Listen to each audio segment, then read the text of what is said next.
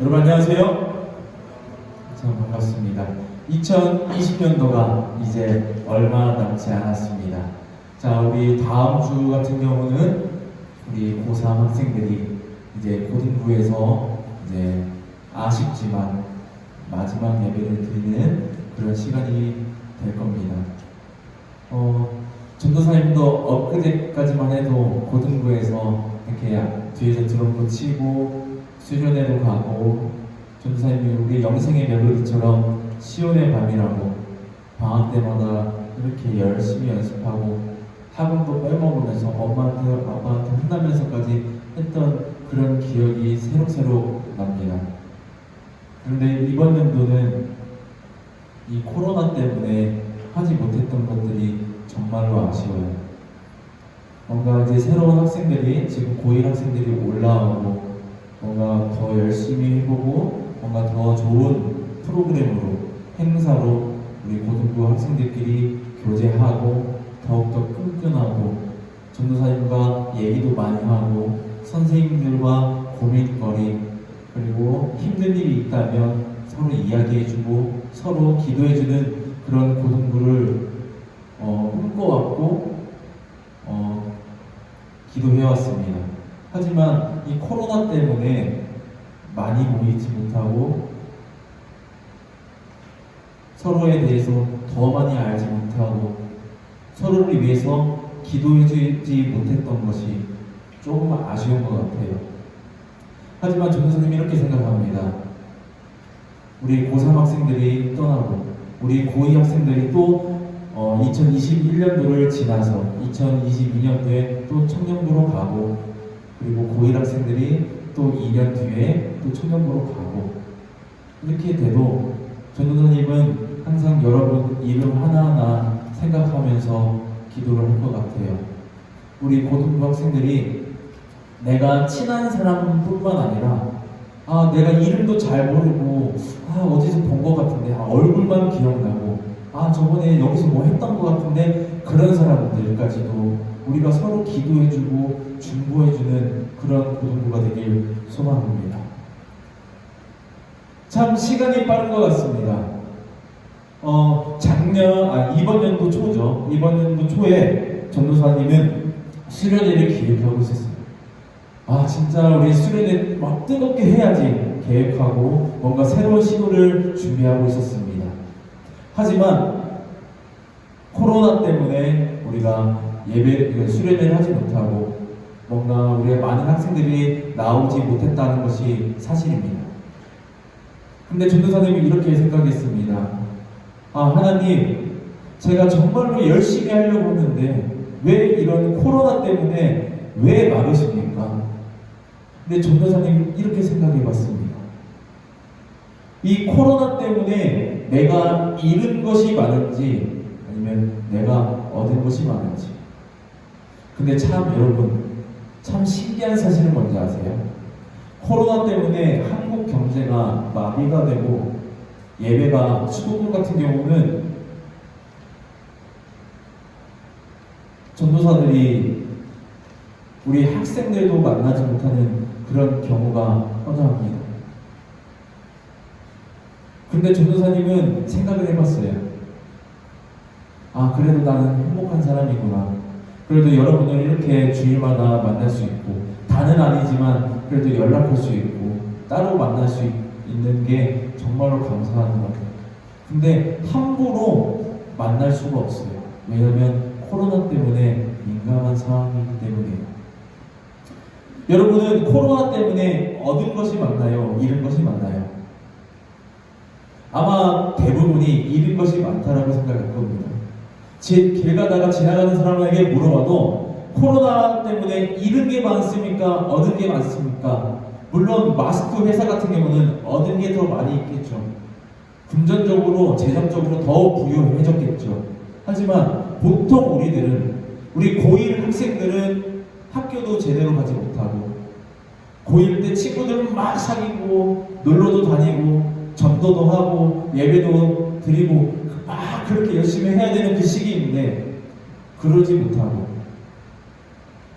지금 20살인 학생들 같은 경우는 대학교를 한 번도 가지 못한 학생들이 있을 정도로 이 코로나는 정말로 우리에게 있어서는 안 되는 존재일 수도 있습니다. 아니, 있어서는 안 되는 존재였어요. 하지만 전도사님이 이 코로나 때문에 얻은 게 있다면 바로 이게 있습니다. 예배의 소중함을 깨달았다라는 거예요. 항상 매주 드리는 예배. 어쩌다 보면 일주일에 한 번 예배 드리는 학생들도 있죠. 뭐 수요일에도 학원 가고, 금요일에도 학원 가고, 토요일까지도 늦게까지 학원 가는 학생들이 있기 때문에 유일하게 쉬는 날, 주일에 이 자리에 나와서 하나님께 예배 드리는 모습. 전도사님이 더 깊게 생각해 봤습니다. 전도사님은 전도사니까, 목사님은 목사님이니까 당연히 예배 드려야 되는 거 아니야? 전도사님이 이렇게 생각을 해왔어요. 근데 전도사님이 만약에 전도사님이 2007년도에 고1이었거든요. 맞는 것 같아요. 2007년도. 2008년도인가요? 자, 그때 고1, 2010년도에 고3 이렇게 있었는데, 만약 그때 전도사님이 그 시대에 코로나가 터졌다면 과연 신학을 준비하는 전도사님이 과연 예배를 사모하는 마음으로 내가 이 자리에 앉아 있을까라는 생각을 해봤습니다. 그런데 전도사님은 장담하지 못하겠어요. 부모님도 말릴 거예요. 학원, 학교 이런 주변에서 예배 드리지 말아라, 위험하다라고 이야기할 겁니다. 근데 전도사님이 이번 코로나 때문에 안 게 뭐냐면, 여러분이 전도사님보다 믿음이 더 훌륭하다라는 거예요.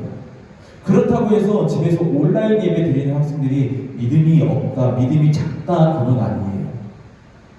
그래도 집에서 그 가운데서 내가 정말 가고 싶은데, 정말로 가고 싶은데 어쩔 수 없이 예배드리는 그런 학생들도 정말로 많을 거라 믿습니다. 한 가지 깨달은 게 뭐냐면 예배의 소중함을 알았다는 것. 두 번째는 여러분들이 전도사님보다 믿음이 더욱더 좋다라는 겁니다. 기분 좋나요? 전도사님 그걸 깨달았어요. 오늘 말씀을 우리가 정하면서 전도사님을 생각해봤습니다. 어떤 사람이 이 코로나 가운데서도 하나님께 예배드리는 사람일까, 이런 생각을 해봤는데, 전도사님이 그 말씀을 묵상하면서 정했던 그 인물이 바로 삭개오입니다. 우리 오늘 말씀 주제 제목을 우리 다 같이 한번 읽어봤으면 좋겠습니다. 자, 다 같이 읽어보겠습니다. 시작! 자, 우리 고3 수험생들 영어 안 까먹었죠? 우리 다 같이 한번 읽어보겠습니다. 시작! You need Jesus more than anything. 자, 이 뜻이 뭡니까? 너는 필요하다.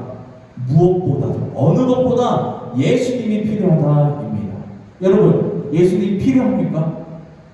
우리가 정말 세상 살아가면서 그냥 예수님 좋으신 분이야 이렇게 지나간 게 아니라, 오늘 이 말씀을 듣고 나서 나는 예수님이 필요합니다라고 고백하는 우리 고등부가 됐으면 좋겠습니다.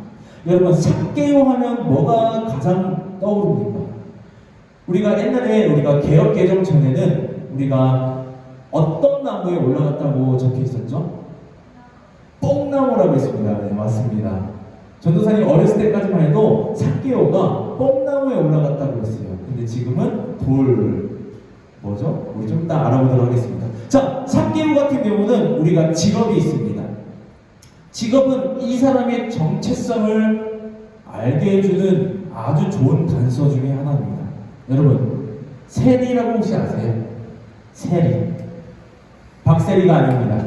자, 세리하면 무슨 직업이냐면요, 세금 징수의 일을 맡아보는 관리. 어떻게 보면 직무로 말하면 국세청 같은 그런 공무원 같은 그런 직업을 가지고 있던 사람이 삭개오였습니다. 근데 이 삭개오를 마태 같은 경우는 세리라고 있습니다. 세리. 근데 이 삭개오는 그보다 높은 단계예요. 바로 이 삭개오는 뭐라고 되어 있냐면 세리장이라고 나와 있습니다. 여러분은 잘 알지 모르겠지만 예수님께서 사역하는 그 공생의 기간, 그리고 예수님께서 태어났을 때 그 시대는 어떤 시대냐면요, 로마가 지배하던 시대였습니다. 우리나라로 말하면 일제가 우리나라를 식민 지배했던 그런 시대를 살고 있던 게 바로 삭개오였습니다. 예수님도 그 가운데서 태어났고요, 로마의 지배 안에서 그 시대에서 일어났던 일입니다. 여러분, 이 세금을 징수하는데 로마에서 정해줍니다. 너 세리하고 네가 세리장 합니다. 여러분, 세리장 하면 직접 가서 세금을 걷겠습니까? 그 밑에 있던 세리들이 각 지역마다, 각 동마다, 각 아파트마다 이렇게 세금을 걷어서 세리장이 결산을 하고 그거를 로마로 보내준 일을 했겠죠. 많은 유대인들이 이렇게 생각했습니다. 세리는 민족의 배반자, 일제강점기 시대로 보면요, 친일파 같은 놈들이었습니다.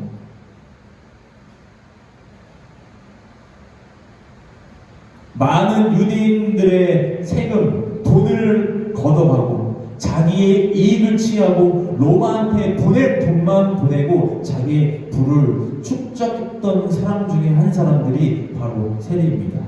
그런 삭개오가 많은 사람들에게 공무원으로서, 그리고 뭔가 직위가 높은 사람들로서 존경을 받았을까요? 존경은커녕 항상 손가락질하고 욕먹기 일쑤였을 것입니다. 근데 이 삭개오가 관리하던 이 마을에 예수님께서 찾아오십니다. 우리 누가복음 19장 1절에서 2절 우리 다 같이 한번 읽어보겠습니다. 시작! 예수께서 여리고로 들어가 지나가시더라.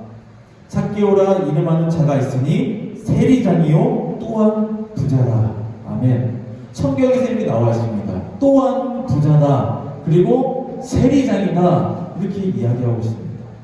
어떻게 보면 막 정말로 좋은 것들과 좋은 것들, 그리고 심지어 종까지 부려먹을 수 있을 정도로, 그리고 좋은 집을 소유했을 정도로 부유한 사람이었습니다. 여러분 우리가 보면 하루에, 지금 대한민국 보면 하루 3끼 못 먹는 사람이 있나요? 물론 아침에 귀찮아서 하루에 2끼 먹는 사람이 있어요. 근데 내가 돈이 없고 가난해서 3끼 못 먹나요? 아니요. 우리는 항상 아침, 점심, 저녁, 그리고 야식까지 먹는 그런 삶을 살아가고 있습니다. 하지만 이게 2000년이 넘는 2000년이 된 그런 시대였어요. 2000년이 넘은 2000년 전에 그런 시대에 하루 삼시세끼 먹는 사람이 있었을까요? 아마 없었을 거예요. 여러분, 가깝게 조선시대만 하더라도 하루 삼시세끼 먹는 사람이 있었을까요? 아니요. 여러분, 더 가깝게 일제강점기 시대 때 하루 삼시세끼 먹는 사람들이 있었을까요? 아니요. 부동산 투기하고 뭐 그런 사람들이 많았을까요? 아니요. 그런 사람이 정말로 극소수였을 때입니다. 이 2000년 전에는 얼마나 더 심했겠어요. 뭔가 우리 쌀농사를 지거나 뭔가 농사를 지어서 개량한 것도 아니고 자연에서 나온 옛날부터 농사 지었던 거, 품질도 좋은 것도 아니고 그런 것들을 농사하고, 메뚜기가 와서 그런 것도 갉아먹고, 어떨 때는 비가 나서 농사가 쫄딱 망하고 그런 상황 가운데 있었기 때문에 이 이스라엘 백성들은 정말로 부유한 사람을 많이 찾아볼 수 없을 정도로 아주 가난한 삶을 살고 있었습니다. 근데 세금을 걷어간대. 그것도 이스라엘이 쓰려고 하는, 이스라엘의 그 복지를 위해서, 이스라엘의 뭐 도로나 건물이나 아니면 호수를 만들거나 그런 것을 위해서 세금을 걷는 것이 아니라 로마로 가는 그런 세금을 걷고, 심지어 한 사람당 딱 정해서 어느 정도까지만 걷는 것이 아니라 더 많은 세금을 걷어서 자기의 이익을 추구하던 그런 세리장, 그런 사람들, 자기는 하루 삼시세끼를 먹지 못하고 하루에 한 끼도 먹을까 말까 하는 그런 삶을 살아가고 있는데, 그냥 돈 걷는 사람, 그 사람은 하루 삼시세끼 먹고 종가리지 부리면서 아주 편안하게 호의호식하면서 살아가는 그 모습을 봤을 때, 이 이스라엘 백성들은 이 세리장인 삭개오를 달갑게 생각했을까요? 전혀요. 그들 마음 가운데는 이 삭개오가 정말로 미웠을 것입니다. 어떻게 보면 돌로 쳐서 죽이고 싶을 정도로 미웠던 사람 중에 한 사람이었을 거예요. 하지만 그럴 수가 없어요. 왜요? 로마가 유명한 세리장이기 때문에. 그런데 이 마을에, 삭개오가 사는 그 마을에 예수님께서 찾아오십니다. 우리 누가복음 19장 3절에서 4절 우리 다 같이 읽어보겠습니다. 시작! 그가 예수께서 어떠한 사람인가 하여 보고자 하되 키가 작고 사람이 많아 할 수 없어 앞으로 달려가서 보기 위하여 돌 무화과 나무에 올라가니 이는 예수께서 그리로 지나가게 됨이로라. 아멘. 이 삭개오가 예수님이 온다는 그 소식을 듣고 한번 예수님이 어떤 사람인가 너무나 보고 싶어서 예수님이 지나가는 곳으로 갑니다. 여러분 보면 돌 무화과 나무라고 되어 있습니다. 전도사님이 예전에 설명했던 게 있습니다. 돌 무화과 나무는 뭐냐면요, 이스라엘 백성들이 쳐다도 보지 않는 그런 열매예요.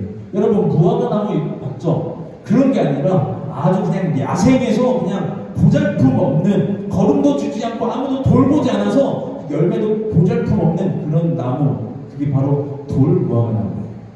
여러분 보면 우리가 과일 가게에 보면 복숭아 있죠, 복숭아. 그리고 사과 같은 게 있죠. 여러분 개복숭아, 개사과 이런 거 본 적 있어요? 준도사님이 야생 사과를 한번 본 적 있어요. 하면 시골에서 봤는데 사과가 얼마나 되냐면요, 이만해요. 진짜 뭐 자두만해요, 자두만.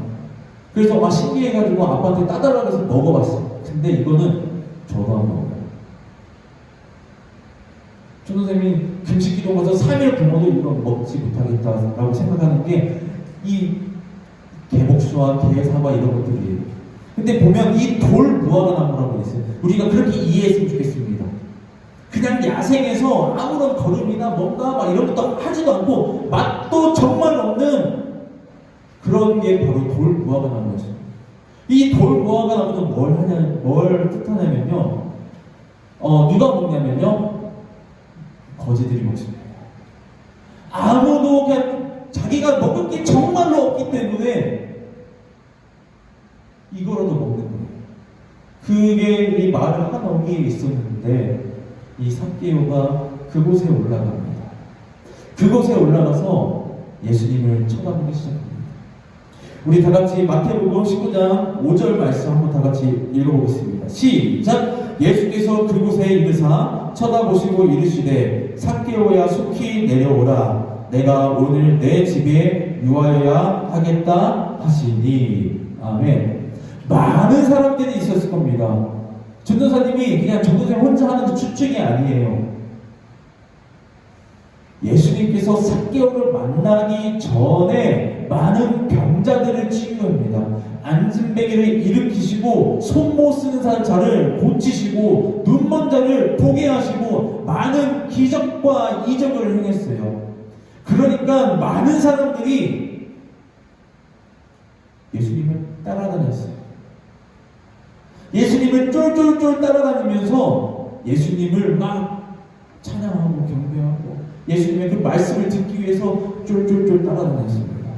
그리고 그 유명한 소문으로 듣던 그 예수님께서 이 여리고, 이 삭개오가 그 가나라는 그 지역에 오니까 이 삭개오에 있는 그 마을 사람들이 다 나오지 않겠어요? 아픈 사람들 다 나오지 않겠어요? 정말로 간절하고 낫기를 정말로 원하는 그 사람들이 예수님께를 다가오지 않았겠습니까? 지금 우리처럼 예방접종이 뭐가 있습니까? 민간요법 이런 걸 사용을 하면서 많은 사람들이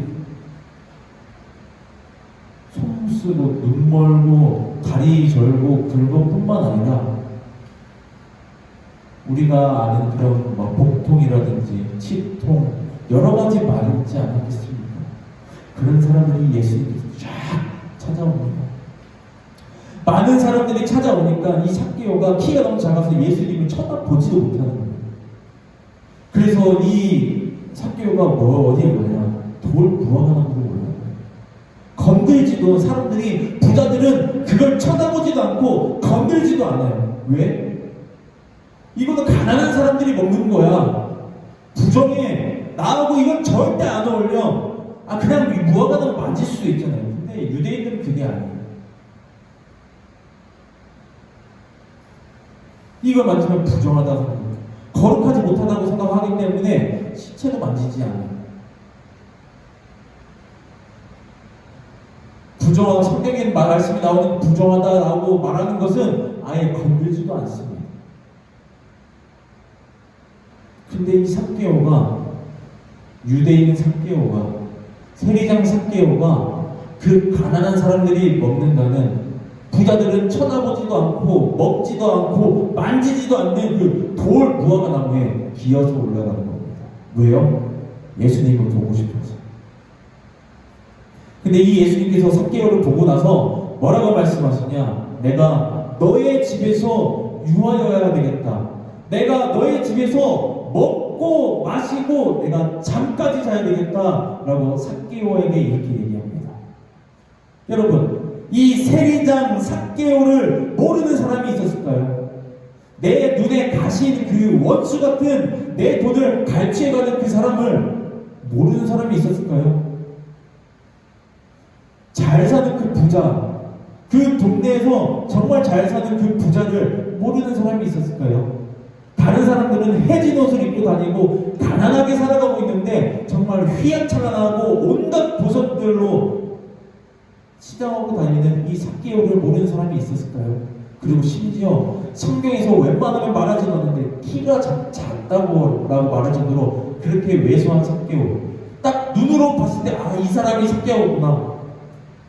삭개오의 얼굴을 보지 않고 소문으로만 들어도 삭개오 키 작대, 엄청 작대, 이것만 들어도 저 사람이 삭개오라고 유추할 수 있을 정도로 그렇게 그런 삭개오를 모르는 사람이 있었겠습니까? 아니요, 아마 없었을 것입니다.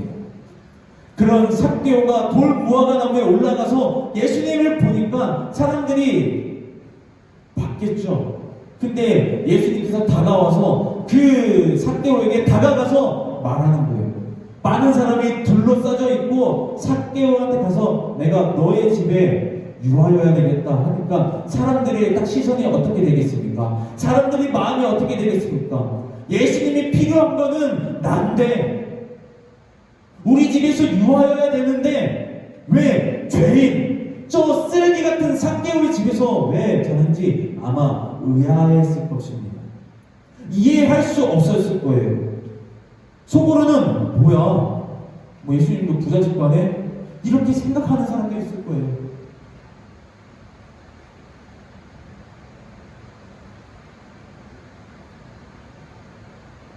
많은 사람들이 옹성옹성 됐을 것입니다. 뭐야 하면서.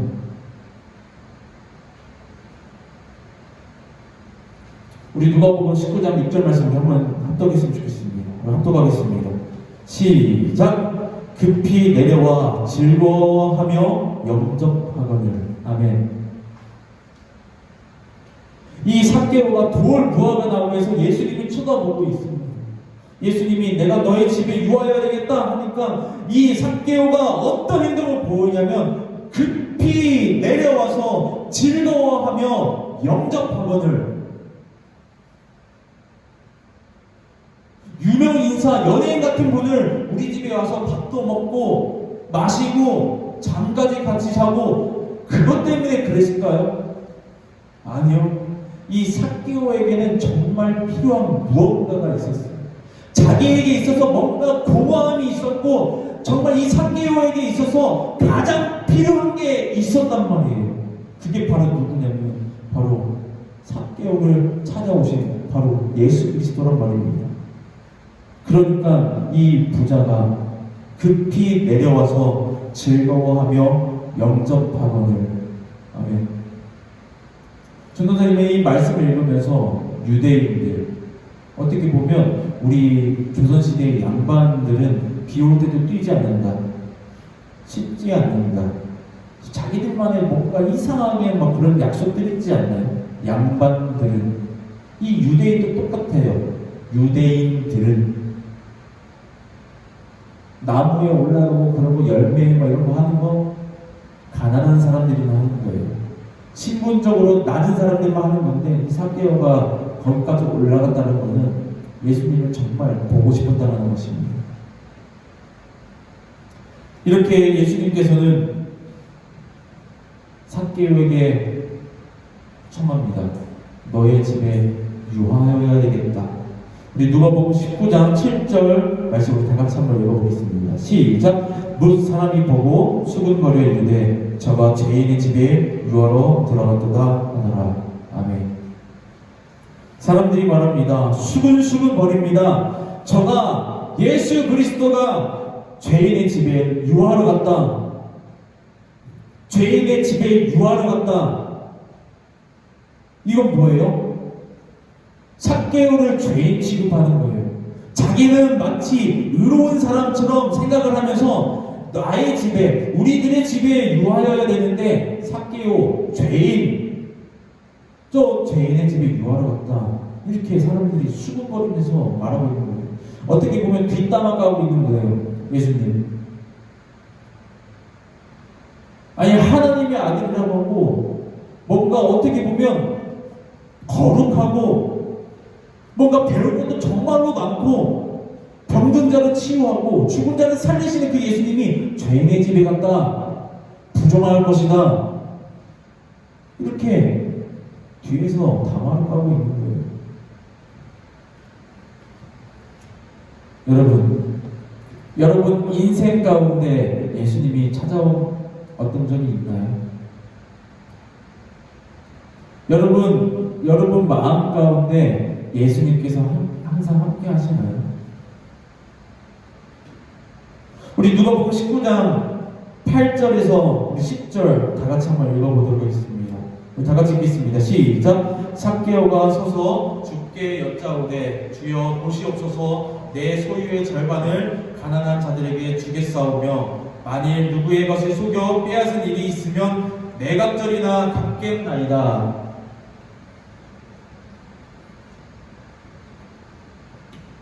이 사람도 아브라함의 자손이미로다. 일자가 온 것은 잃어버린 자를 찾아 구원하려 함이니이미로다.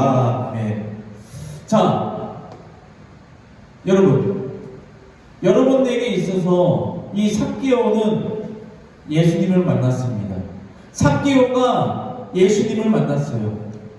예수님께서 친히 찾아오셔서 삭개오에게 너네 집에 유하여야 되겠다 말하니까 이 삭개오가 정말로 기뻐하면서 급히 그 돌 무화과 나무에서 내려와서 예수님을 영접했다고 말하고 있습니다. 여러분 참 드라마틱한 일이 아닙니까?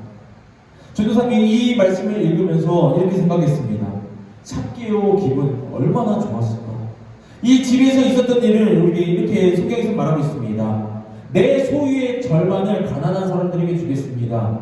내가 속에서 빼앗은 것이 있으면 네 배를 쳐서 다시 돌려주겠습니다. 이렇게 이야기합니다. 그러니까 예수님께서 뭐라고 말씀하시냐? 오늘 구원이 이 집에 이르렀다라고 이렇게 말합니다. 너 구원 받았다라고 이렇게 말합니다. 여러분 근데 이 말씀을 착각 안 했으면 좋겠어요. 내 소유의 절반을 다른 가난한 사람에게 줬기 때문에 너 구원 받았다. 이거 절대 아닙니다. 내가 속여서 빼앗은 것이 있다면 4배나 줘서 내가 다시 돌려주겠다. 이것 때문에 구원받았다는 게 아니에요. 이 삭개오가 말하는 것은 뭐냐면요. 내가 가진 소유, 내가 가진 재산, 내가 가진 돈, 내가 가진 모든 것을 다 통틀어도 예수님이 가장 소중합니다라고 고백하는 겁니다.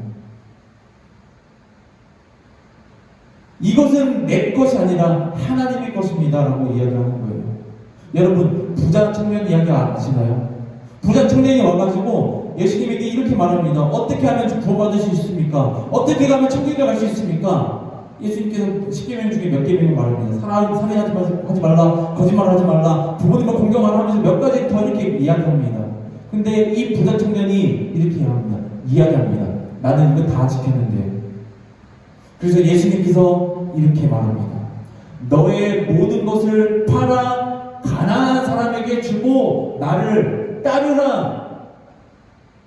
근데 이 부자 청년은 어떻게 행동합니까?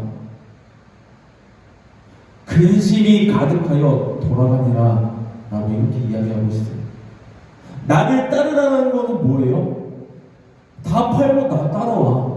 어떻게 보면 너 내 제자 해라. 나를 따르고 나에게 배워서 나의 제자 되라. 천국을 누려라. 이렇게 하고 있는데 이 부자 청년은 마음에 근심이 가득해서 돌아가니라. 근데 이 삭개오는 반대로 뭐라고 합니까? 내 거 절반 다 팔아서 그리고 매각적이나 내가 다시 돌려주겠다라고 말한 게 바로 삭개오예요. 예수님이 이걸 본 겁니다. 믿음을 본 거예요. 이게 나의 재산이 내 것이 아니다 라는 것을 본 것입니다.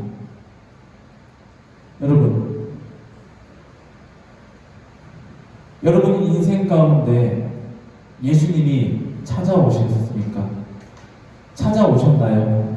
아니면 어떻게 보면 수련회 때만 한 번씩 찾아오십니까? 수련회 때 회개기도 하면서 울고 불고 친구들과 선후배간에 서로 기도하면서 뜨겁게 기도할 때 그때 예수님이 찾아오십니까? 아니요. 예수님은 이미 찾아오셨습니다. 여러분이 이 가운데 앉아있는 것은 왜 앉아있습니까? 코로나 가운데 위험한데 이 자리에 앉아있는 이유는 무엇입니까? 그 이유가 뭐예요? 내가 하나님을 믿고 예수님을 믿고 있기 때문에 이 자리에 있는 거 아닙니까? 여러분, 우리가 예수님을 믿는다라는 것은요, 그 믿음의 시작은 예수님이 우리 안에 있다라는 거예요. 내가 예수님을 영접하고 예수님을 나의 구세주로 영접한 겁니다. 예수님은 우리 안에서 단 한 번도 떠난 적이 없어요. 항상 우리와 함께 하시는데 마치 우리가 느끼기에는 수련회 때나 부흥 집회 때나 금요성령 집회 때나 우리가 막 뜨겁게 막 기도하고 막 눈물 흘리고 그때나 예수님이 찾아온 것처럼 예수님 오랜만이네요 이런 것처럼 생각할 때가 많아요. 아니요, 여러분이 밥 먹을 때도 예수님 함께 하십니다. 하나님께서는 함께 하신다라는 거예요. 오늘 말씀 제목이 뭐였죠? You need Jesus more than anything. 너는 그 어느 것보다 예수님이 필요하다. 여러분이 예수님을 갈망했으면 좋겠습니다. 내 안에 계신 예수님을 우리가 인정하고 그 예수님 때문에 살아가는 그런 여러분이 됐으면 좋겠어요. 이 삭개오처럼 예수님께서 우리에게 찾아오셨습니다. 우리가 그런 예수님을 믿고 인정하고 그 예수님을 전하는 것이 바로 우리의 사명인 줄 믿습니다. 우리 다 같이 기도하겠습니다. 사랑의 하나님, 참으로 감사드립니다. 우리가 그 무엇보다도 예수님이 필요한 존재입니다. 우리와 항상 함께 하시는 하나님 그리고 예수님이지만 우리가 마치 예수님이 우리와 함께 하지 않은 것처럼 살아갈 때가 정말로 많습니다. 아버지, 우리의 죄를 용서하여 주시옵소서. 우리가 그 무엇보다도 예수님이 필요하다고 고백하는 우리 고등부가 될 수 있도록 아버지 인도하여 주시옵소서. 감사합니다. 사랑합니다. 우리 주 예수 그리스도의 이름으로